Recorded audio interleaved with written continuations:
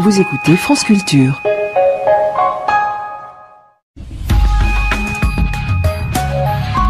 Et c'est le journal de ce mercredi 5 janvier 2011 avec Aurélie Kiefer. Bonjour Aurélie. Bonjour Marc, bonjour à tous. Aux manifestations contre le chômage, le pouvoir tunisien répond par la répression. De nouveaux affrontements ont opposé hier jeunes et policiers. Plusieurs personnes ont été blessées.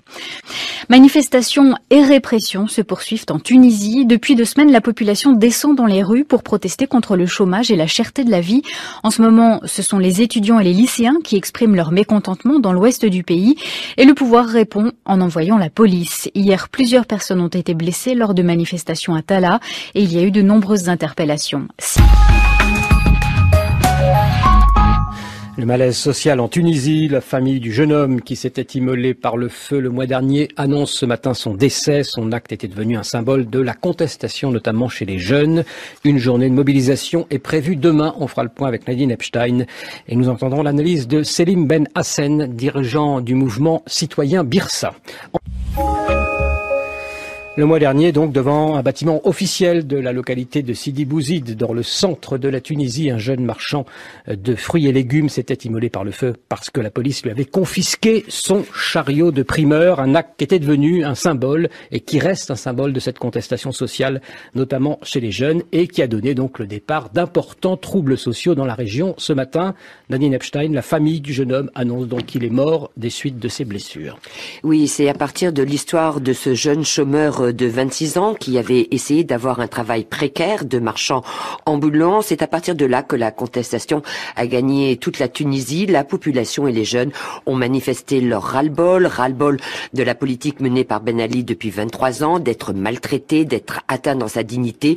Tout cela sous fond d'appauvrissement, de chômage, de paupérisation des classes moyennes, bref, des frustrations sociales aggravées par un État policier. Pour la première fois, c'est la rue tunisienne qui a crié son dégoût du pouvoir, le traitant de voleur et de mafia, reprenant ainsi à son compte les révélations de Wikileaks largement diffusées par la télévision Al Jazeera, informations selon lesquelles l'ambassade américaine a qualifié le pouvoir tunisien de dégénéré, de corrompu et d'un président vieillissant. Face aux manifestations, la police a d'abord fait usage de matraques, puis la répression a été de plus en plus violente, tirs à balles réelles, provoquant plusieurs morts et de nombreux blessés, et le couvre-feu a été décrété. La veille du jour de l'an, ce sont les avocats qui avaient décidé d'apporter leur soutien aux manifestants. Là aussi, les forces de l'ordre sont intervenues de façon musclée. Les autorités tunisiennes gèrent donc cette contestation non pas de manière politique mais sécuritaire. Et demain, les avocats observeront une grève générale, tout comme les syndicats,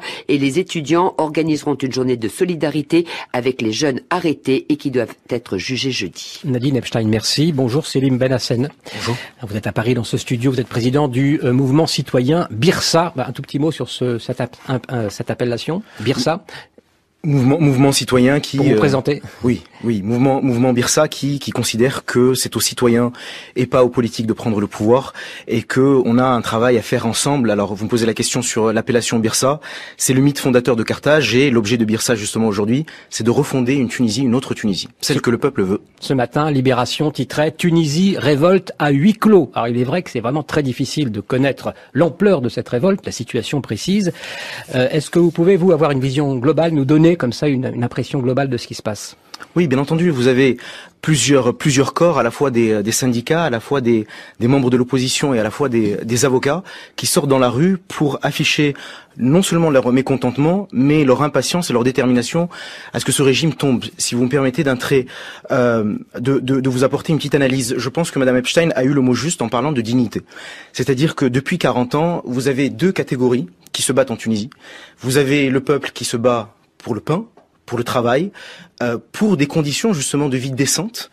Et vous avez la classe politique, les syndicats et les avocats qui se battent pour des concepts peut-être un tout petit peu plus sophistiqués, comme la liberté et les droits de l'homme. Alors aujourd'hui, ce sont 2 combats justement pour la dignité.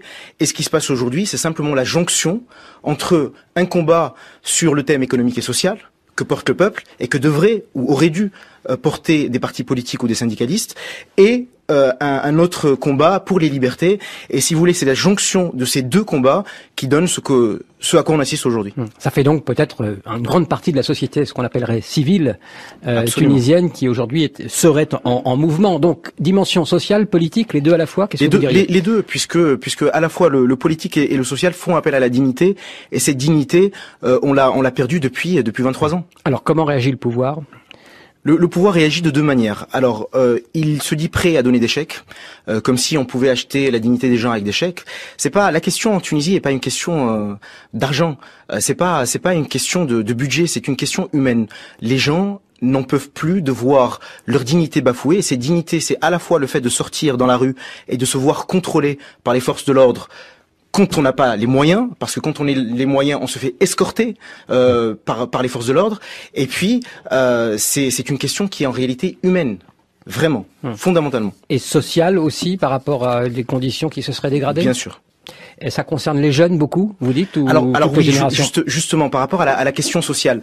Si vous voulez, la fierté de la Tunisie, en tant que peuple tunisien, notre fierté était d'avoir, contrairement à d'autres pays arabes, une classe moyenne très importante.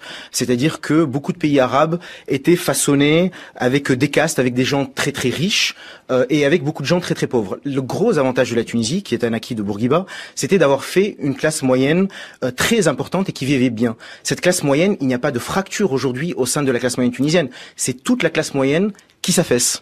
Encore un petit mot. Demain, journée de mobilisation. Est-ce que vous avez le sentiment que ce mouvement va prendre de l'ampleur et peut menacer éventuellement le régime Ben Ali? Il faut que les choses s'organisent. C'est-à-dire que il ne faut pas dénoncer un État policier. Il faut dénoncer un régime. Je veux rappeler que les policiers gagnent en Tunisie 300 dinars, c'est-à-dire environ 180 €, qui ne sont pas les ennemis du peuple, qu'ils sont beaucoup plus proches de la population tunisienne que du régime actuel.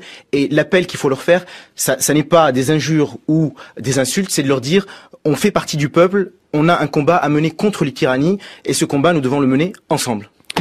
Merci beaucoup Selim Ben Hassen. Donc journée de mobilisation demain, vous en serez évidemment président du mouvement citoyen qui s'appelle Birsa. Merci d'être venu jusqu'à